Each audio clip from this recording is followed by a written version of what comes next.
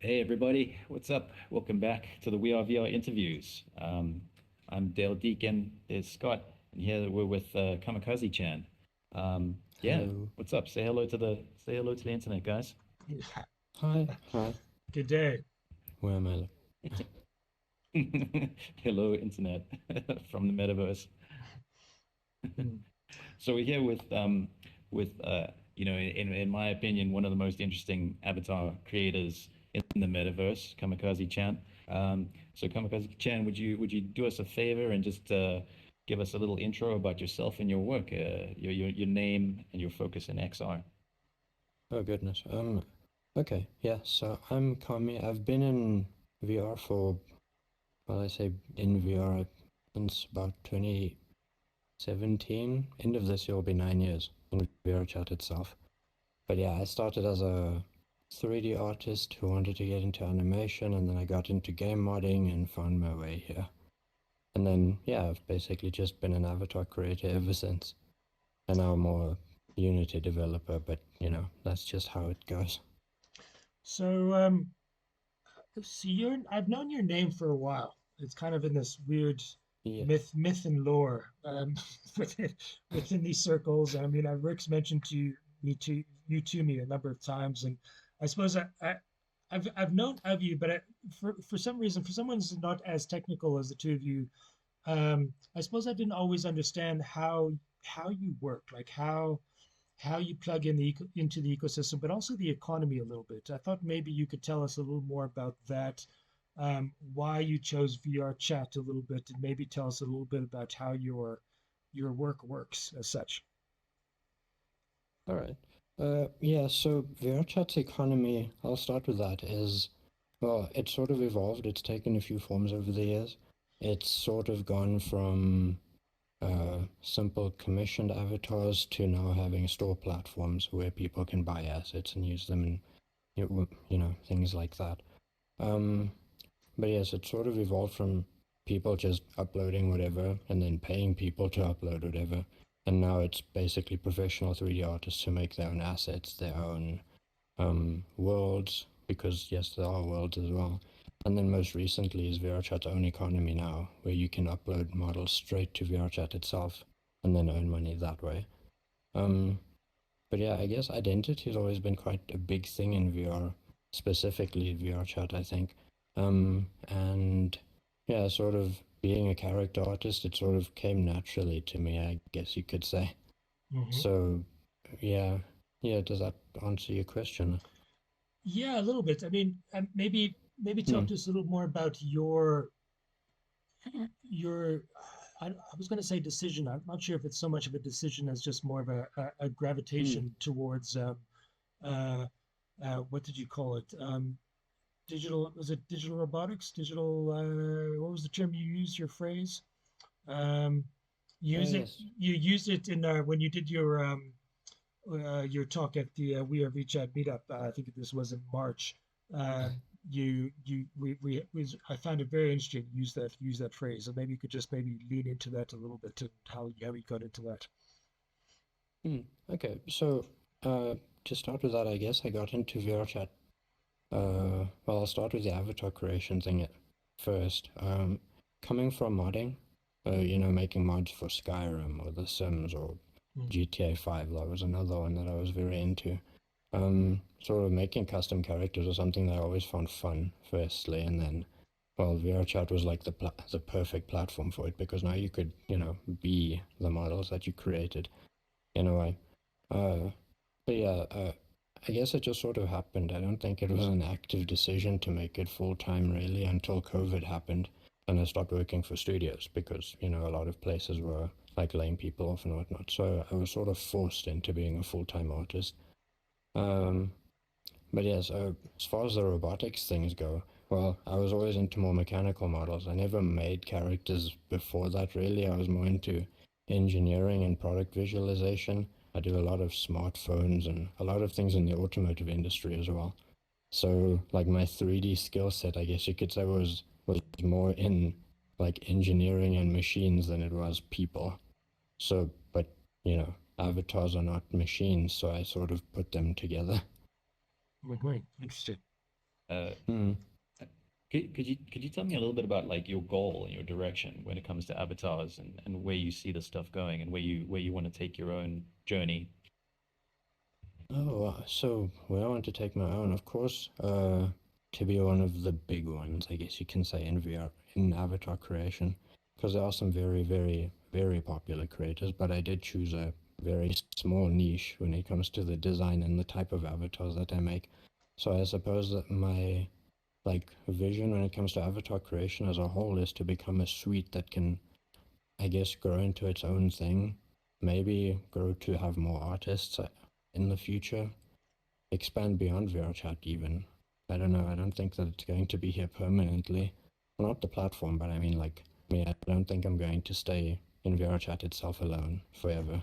But, that's just scalability and seeing where things go. Even now, I'm looking at moving to just making character models for like the Unity Asset Store and for Fab and platforms like that. So sort of stripping away the avatar things and then just selling off the 3D models themselves to indie developers and things like that.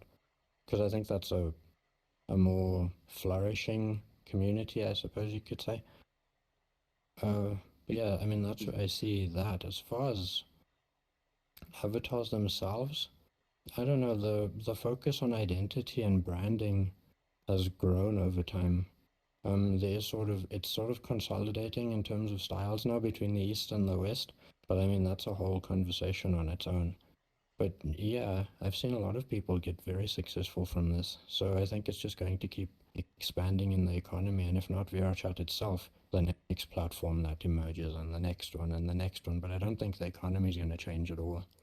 In fact, it sort of existed before VRChat, if you think about it, with platforms like IMVU and Second Life and, older metaverse platforms, which do still exist, just not in the way that VRChat does. Right. Yeah. Yeah. Second Life is an interesting example. I mean, I think we brought this up before. Yeah. It's a sort of a real precursor to VR chat. But Hmm. even though it's not as popular as it was during its peak, it's still around though. You know, it's still Hmm. kicking. So it's an interesting analogy, I think. Can I, Yeah, yeah, it definitely is. can I ask you a little bit about your market? One I'm kind of curious as to the size. It's kind of like these really interesting sort of digital economies that fly under the radar for the most part. For those outside of the said economy, otherwise it's quite big for those inside. You did mention Hmm. in your talk a couple months back that the majority of your market, I think you even mentioned over 60%, was in Japan. Um, and funny enough, I noticed Mick Bulkin at his Soda World when he was doing his parties. This must have been the endish 2022, around about there. I remember the majority of the individuals that were attending those parties were actually coming streaming in from Japan as well. Maybe you could just have, if you have some comments there. Hmm. Yeah, so I mean, VRChat itself's user base is very Japanese now. It wasn't when it started out, but I think that a lot of the experiences that the Japanese creators and players have created in VRChat are sort of different. They're less gimmicky and self-serving, and a lot of it is based on things like tourism. They facilitate the avatar creators better, I think, with projects like the Avatar Museum, which VRChat does have. I think it happens twice a year, where they sort of just feature the best of the Japanese avatar market. Hmm. And then there's like VRChat Japanese cultural exchanges. Um, they sort of use it as how can I put it, less a game and more a platform to share experiences with. So I think it sort of grew off the back of that. And then, of course, I mean, it is very anime centric, so there's that as well. I don't want to be stereotypical, Hmm. but I do think that that plays a big part in it as well. Uh, but yeah, as far as like the market itself, um, yeah, I do think it's more just about the support infrastructure in Japan. Like I found that it's a lot easier to get into the Japanese market than it is in the West because of the storefronts that they have in the categories. Like on Booth, the main storefront for avatars if you're selling to Hmm. Japan, It's owned by Pixiv. They do have their own categories and things for VRChat specific assets, for example. And like platforms like Gumroad don't have native support for VRChat assets.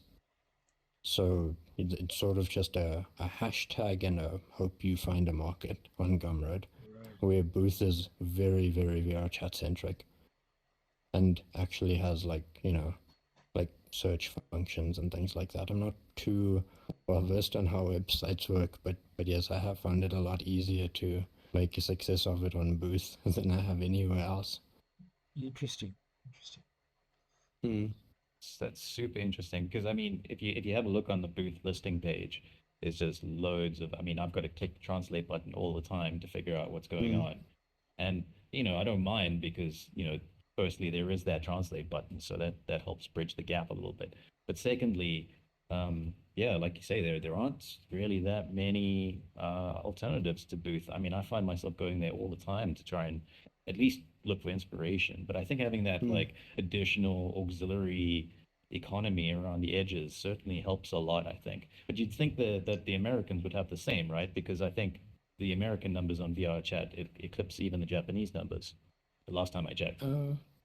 I don't think that's true anymore, as of the more recent numbers that they have.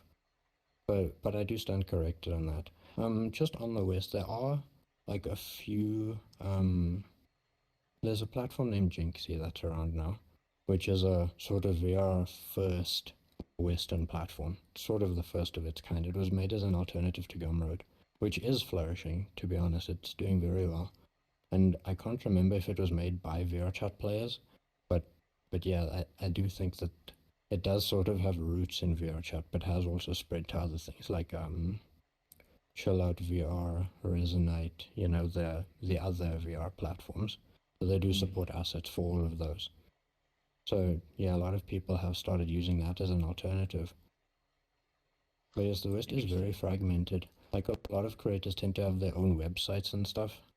Like if you're a creator in the West, you'd have your own store, your own e-commerce platform, your own Shopify or PayHip or whatever. So I guess because of how fragmented it does struggle a little bit compared to the Eastern market, which is sort of, all in one place if you need it.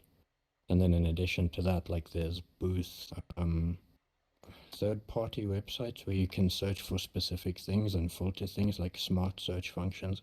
Like I think there's one called Booth Plora, for example, which is it's another website where you can go there, search for what you want, and then it searches Booth and then gives you a bunch of results based on that, or well, something like that. Yeah, it's actually really cool. Uh, Nice. Nice. um, Hmm. so I want to ask you a little bit about. I only first heard about it when you gave your talk a couple months ago. And correct me if I'm wrong in this perception of it. Is you know is it do you pronounce it Mimoto or Mimoto? Mimoto. Mimoto. Yeah. It seems to Yes. it kind of seems to invert your whole business. So you go from you're going from a selling finished work to enabling other people to make their own, which I think is quite an interesting sort of philosophical shift. And I want to ask you a little bit more how you're thinking about that. If you're saying you know no reason anyone should be limited by the assets they can afford, you're kind of already thinking in terms of you have a platform. How are you thinking of structuring that? Does that the demand was that did you make that shift out of a demand, or is this more of an experiment on your part? Like how's like I'm just from my perspective, I'm trying to understand how this economy Mm. kind of works and how it's shifting, how it's evolving. Yeah. So Mimoto is a little bit of demand and a little bit of experimentation. Because so it started off with this whole question of every asset that you buy on a store, whether it's East, West, Gumroad, Booth, whatever, needs to be uploaded to, well, not uploaded, but imported to a Unity project and then uploaded to VRChat from there, Mm, which, like, I know for a lot of people is a very technical step and it is sort of a barrier to entry because Unity is kind of scary for yeah. a lot of people who've never used it before. Yeah, and it can seem very convoluted and complicated. Even installing it is a bit of a mission. Like, yes, VRChat supplies the creator companion now, but it doesn't, like, ease the tension. It just paints it blue, I guess you can say. Yeah. Um, yeah. So I guess Mimoto was designed to take away at least one of those barriers to stop you from needing to use Blender or, you know, anything of that nature. So the philosophy behind Mimoto was about agency and about empowering creativity for, you know, players who want to create things but maybe don't want to have to deal with the complexities of Unity or needing to touch Blender or any 3D modeling app. So you still get the experience of making your own avatar, but without, you know, the hurdles that the technical Right. processes present. Mm. Interesting. And So, how's it so getting picked up? it's sort of it's been okay. It's I wouldn't say it's any less successful than any of my existing avatars, but one of the main pain points I guess it has is that a lot of people don't know what it is or what it's about. They're like, so is it a plugin? Is it an app?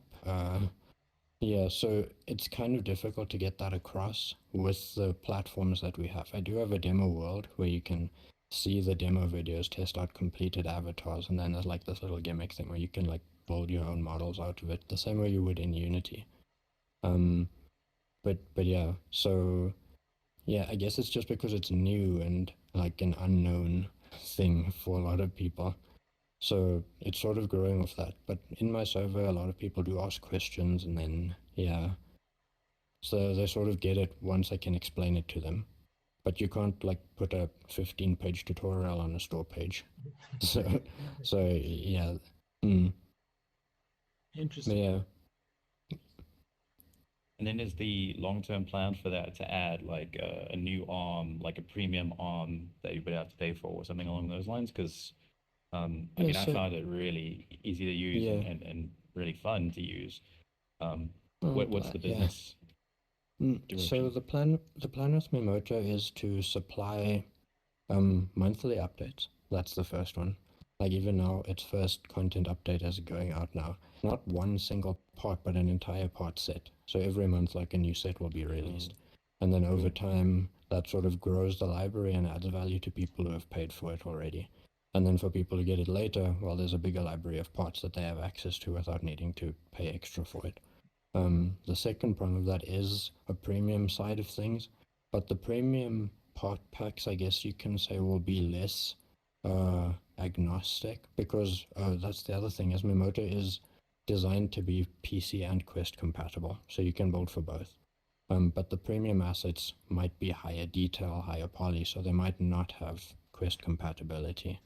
So there you're paying for the quality of the model and not, you know, the support of, you know, being multi-platform.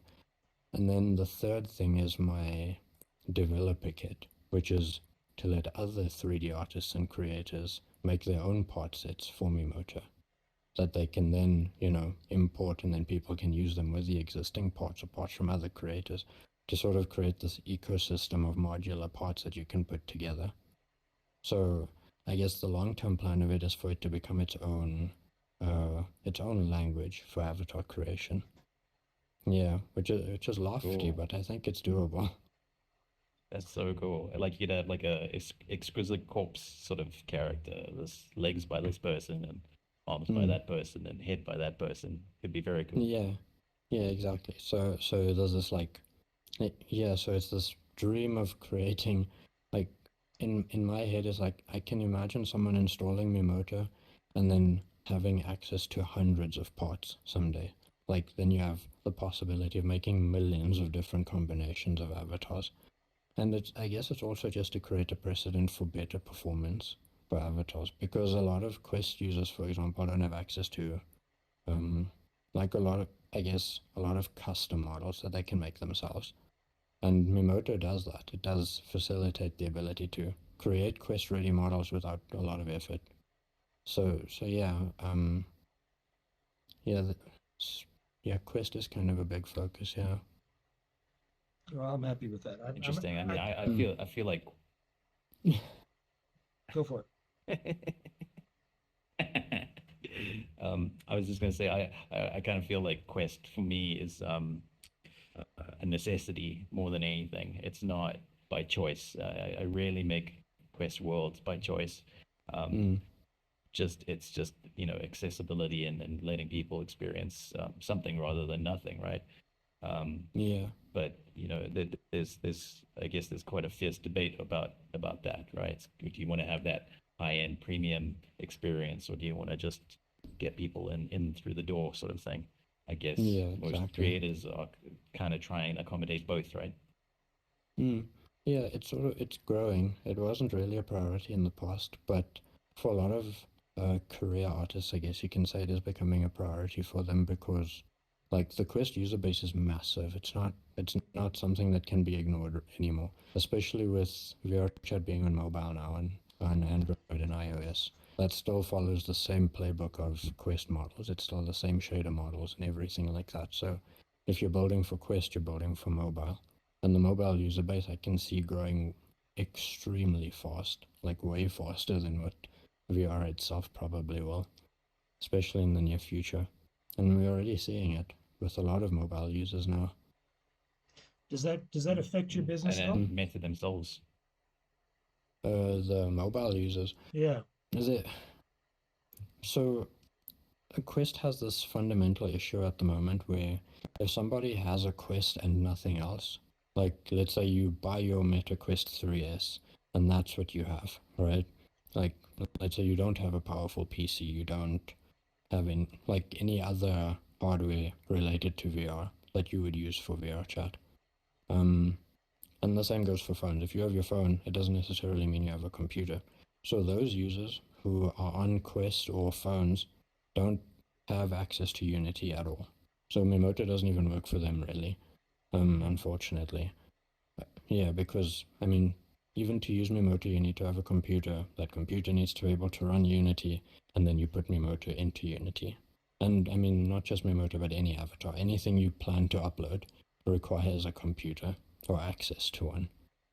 So yeah. Okay, aside from the people who like commission models and then have it uploaded on their behalf, because that's a possibility as well. Right. But yeah, so the barrier to entry there is that. So as far as how it affects my market, it doesn't really, not yet, not until I figure out how to like serve the mobile market. But yeah, right now it hasn't really made any dents in anything. Because there's also this philosophy that people on Quest are a lot more price sensitive to paying R1,000 for an avatar, for example. Like, yeah. And that's just from like from Booth or from Gumroad or just anything. Like a $60 avatar is quite an investment, especially if you only play VRChat for fun. Mm. Funny But because yeah, a Quest optimized avatar could end up being a lot more work than a high-end avatar, right? All the optimization that needs to go on. yeah, well, it depends. If it's made that way from the beginning, I guess it's not any extra effort. Like a lot of the Mimoto assets, for example, are built for Quest first and then made for PC. So it's kind of the same philosophy but backwards. So it means that the PC and the Quest models in Mimoto look exactly the same. There's no visual differences between them. So if you're building for PC or building for Quest, you're building the same avatars. And yeah, visually they're pretty similar. Like I'd say they're about 95% similar. So that the Quest people don't feel fleeced and the PC people don't feel like they're getting a lower quality asset as a result. Can I ask you Yeah.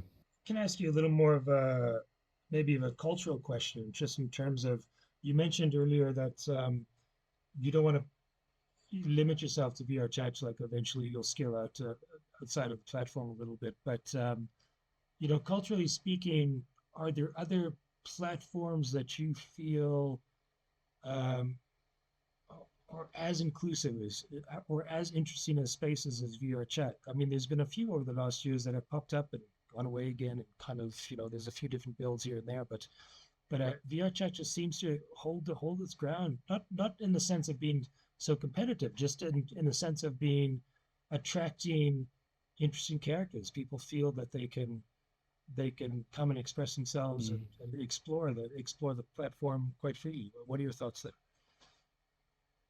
So, as far as platforms, I mean, there are a lot. Like you said, there's Resonate, CVR. Like, there's no shortage of VR platforms, but there's two things. Is I think VRChat definitely had the first mover advantage, so it's still benefiting from that today. And you know, being the first one to the thing, it's the Nokia of VR platforms, I guess you can say. So yeah, and then I guess the others are appealing, but they're not doing anything that's setting them apart from VRChat. So people default back here, like because the other ones sort of position themselves as an alternative to VRChat and not something new and unique. So I haven't really looked at compatibility for other platforms because I mean a user who goes to chill out VR will end up back here someday anyway, if you ask me. So like there's no incentive for me to support other platforms and put that effort in if I'm not gonna like get anything back from it. Like that's just from an operational standpoint. But yeah, so I don't think I would scale into other VR platforms, but I would scale outside of VR as a medium Do you because you know, do you like spend a lot of time in VR chat? Do you, I mean, just kind of socially or exploratory wise, do you hang out? every now and then. I don't.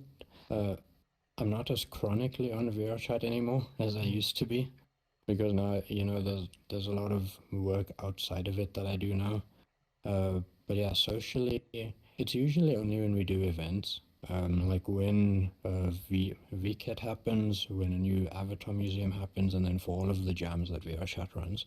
So like Space Jam or Spookality or, you know, any of those things. And then there are my weekly, well, not at the moment, it's kind of on a hiatus thing, but there's like my weekly D&D group that I hang out with. But Nice. outside of that, not really all that much. Okay. So yeah, and then of course for testing avatars, that's kind of mandatory. Of course, yeah. Mm. Um, let me ask you something sort of also a little personal, I guess. But what is inspires you about this space? I mean, I think artists like thrive and are driven and are fueled by inspiration. What gives you inspiration in the space? Oh, in this space, uh, there's a few things. There's firstly is creative freedom.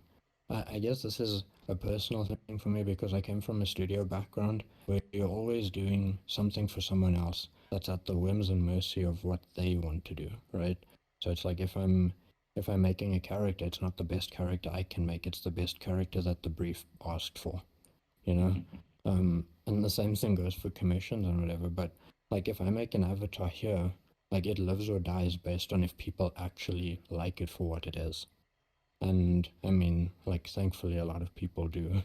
Um, yeah, so I guess it's the and then there's no buffer between it. So it's like if I make something and put it out there and someone likes it and they use it and they take pictures of it and they comment about it, whatever the case may be, I know that that's something that they like because like they like what I made for them, I guess.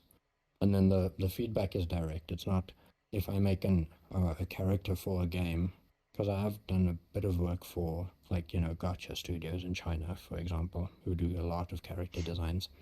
Um, yeah, if I make a character for them, they'll never know that I made that model, for example. So yeah, I guess VR, because of how personal it is, I think I like it for that, and I can just make whatever. So yeah, there's that as well. Yeah, yeah. No, I think that's it. Yeah. Nice. Like you said, if identity is this like deep rabbit hole, then you know Mm.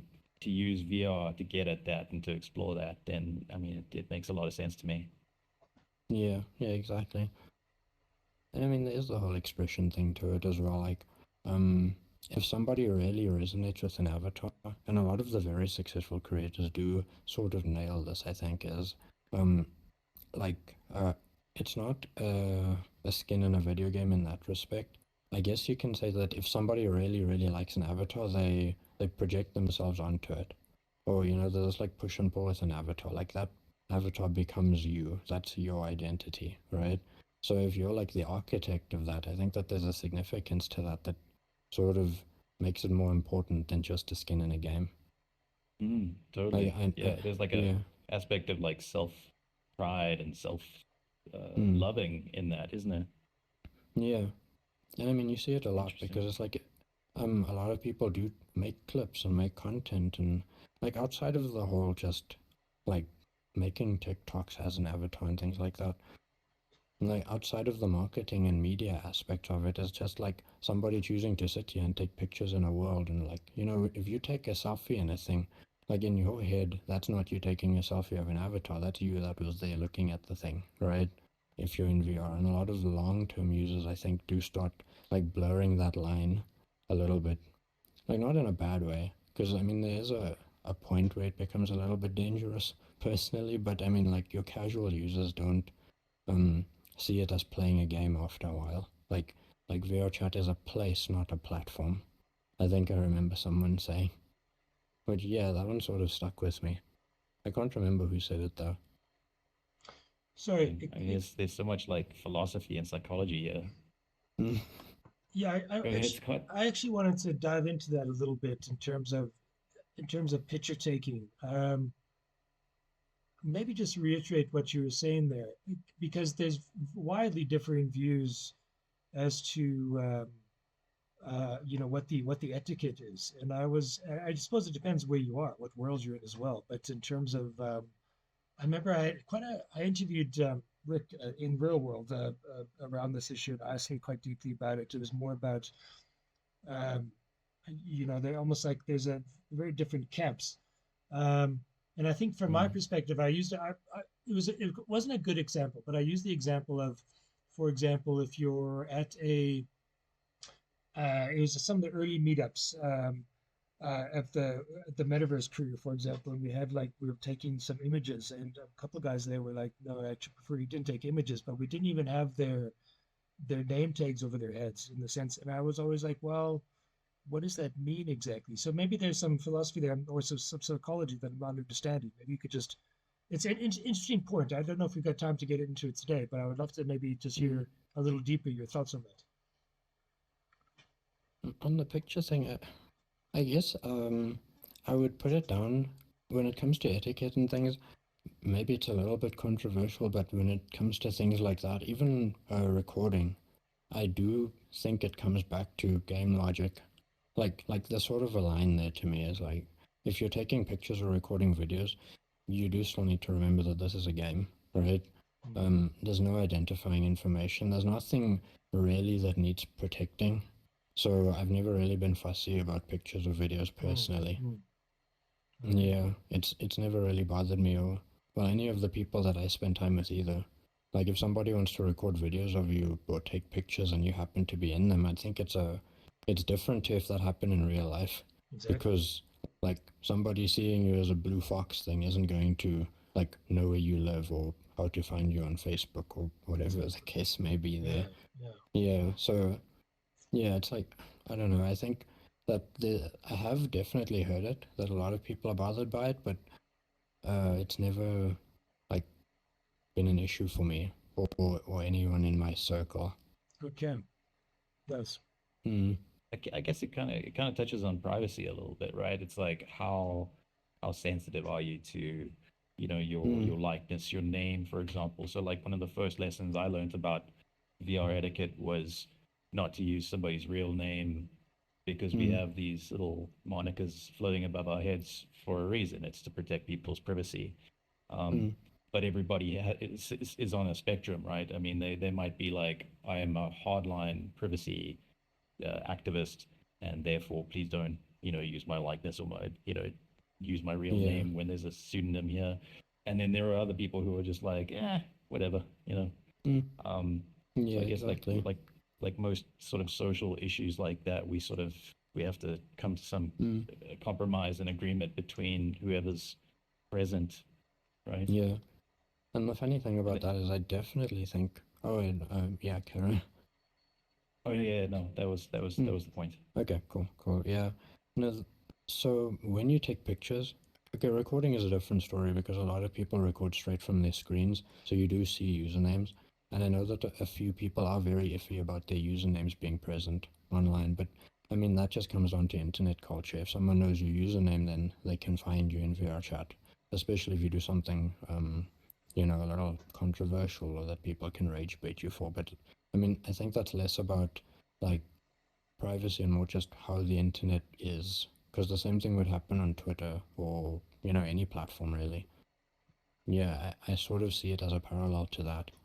Like if somebody screenshots a weird tweet that you made and then posts it online, of course your username is there. And some people do have the wherewithal to censor it, you know, so that like your username isn't like out there, especially if you said something spicy that can like that can garner harassment. I think that I would equate that to the way VR chat is, because there are some moments in some situations where that might be true. So it is relatively straightforward to create a new account with a Mm, new username and do whatever you like, sort of very anonymously. Keep it yeah. separate from your professional life, I guess. Yeah, absolutely. Um, so I'm actually running out of time, but I did want to ask you also, it's kind of a cultural question in terms of there seems Mm, to be uh, there's different people that gravitate to different kind of looks of avatar. Um, for example, I know there's the furry culture that and there's particular mm, there's almost like it comes to groups. I don't know if it's so hard lined in terms of accessibility or in terms of who likes what. But I'm just do you come across that a little bit in terms of there's a particular kind of individual that prefers sort of the fembot kind of look and feel, or how you coming across and individuals and what their sort of taste like would be, or is there oh yeah. I mean that's a Mm, you can go down the rabbit hole a little bit, Chad. yeah. Okay. So when it comes to this whole thing, it's like, okay, I do want it is sort of a thing, but it's more it's style, and it's sort of a language around the avatars and how that they're made. So the Eastern avatar style, the booth model thing that you can find, is a lot of them are very traditional anime, hand-drawn textures, very flat, cartoony looking avatars, right? And booth models tend to come as complete packages. So if you buy an avatar, it has an outfit, it has like, you know, everything, and it's unique to that model. Like there are a whole lot of booth avatars that are, you know, like they're sort of siloed, I guess you can say. And then like you have outfit creators that would make outfits for those models with compatibility for other models on booth. And the philosophy of in the West, um, I guess you can say, took inspiration from the older platforms, from Second Life, from IMVU and things like that. You sort of see it when you look at the avatars. Mm. Um, but yeah, their philosophy is more you buy a base, like the bare model, and then they're sort of dressed up and then sold that way. So because of that philosophy, you find that a lot of Western models tend to look the same, like in terms of like, you know, proportions and things like that. Uh, but yeah, when it comes to like style consolidation, I do think that you can very cleanly split it between East and West, Oh, between interesting. Booth and Gumroad. Man, man. Yeah. So yeah, like if you really look at it, you can definitely see the difference. As far as I go, I don't think I fit into either personally, because like a lot of my models tend to be original and then wildly different in style. Like there'd be a model like this one, which is on stores, but then there would also be one that I made that's the pumpkin head or a security camera.